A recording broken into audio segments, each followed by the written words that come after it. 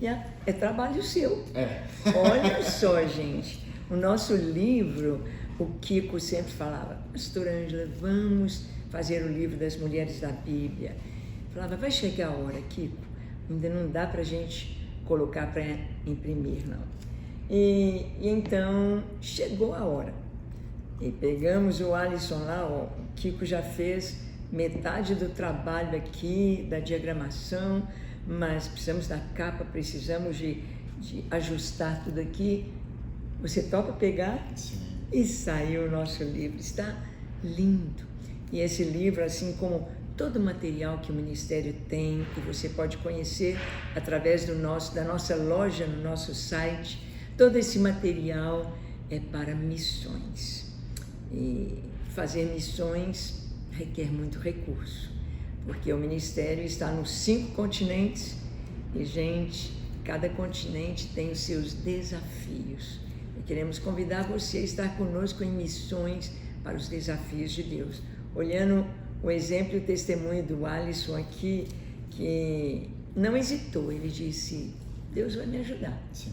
Nós vamos conseguir. Exatamente, foi um dos grandes desafios para mim, porque eu não sabia diagramar, nunca havia feito uma capa, nada, né, sobre essa questão de edição, assim, um patamar um pouco mais acima do que eu estava fazendo, mas quando a senhora fala assim, precisamos disso, então como é uma necessidade, só tem eu para suprir essa necessidade, então eu tinha que ser a resposta dessa oração. Não tinha como fugir, não, né, Alisson? Não tinha. E o Alisson, passe para nós assim, você falou que mudou muita coisa assim na teologia, nós vemos que Deus, ele veio trabalhando com você de uma maneira muito prática.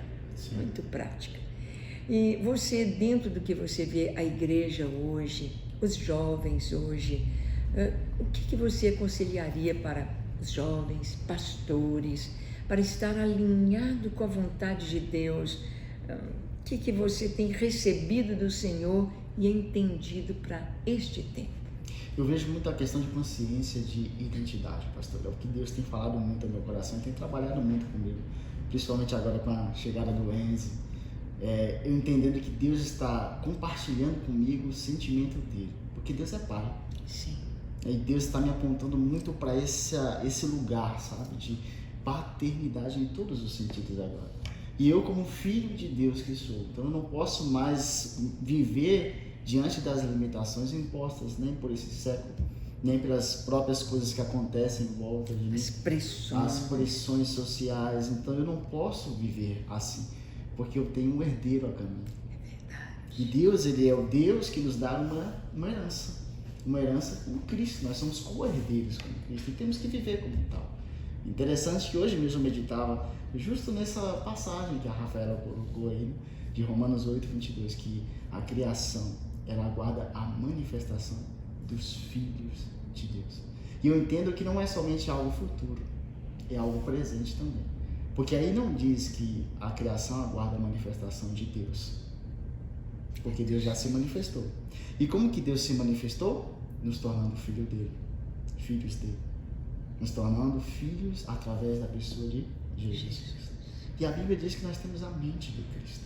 E nos induz a pensar em tudo aquilo que é do alto, tudo aquilo que é amável, tudo que é de boa forma. Por que pensar? Porque conforme imagina na sua mente, assim o homem é. Então essa manifestação dos filhos eu vejo que é também para algo presente. É nós nos manifestarmos, os filhos de Deus. Não são os crentes, são os filhos. Porque existem filhos e filhas. Alisson, nós já estamos chegando ao final do nosso podcast. Eu queria que você trouxesse uma palavra para os pastores que aí estão no reconhecimento de chamado dos seus, não apenas dos jovens, até crianças hoje, não é? Uma palavra que eu gostaria que você desse aos pastores, aos jovens e àqueles que estão nos assistindo e que talvez pensem, será que eu vou dar conta? Eu nunca mexi com esta área. Está precisando de fazer isso, mas é algo que eu não domino.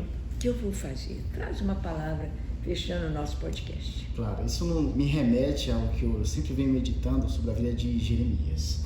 Jeremias, ele era alguém cotado a ser sacerdote. Nós sabemos isso quando começa ele falando, filho de Uquias, um dos sacerdotes. Só que Deus tinha algo específico para a vida de Jeremias, era ser profeta.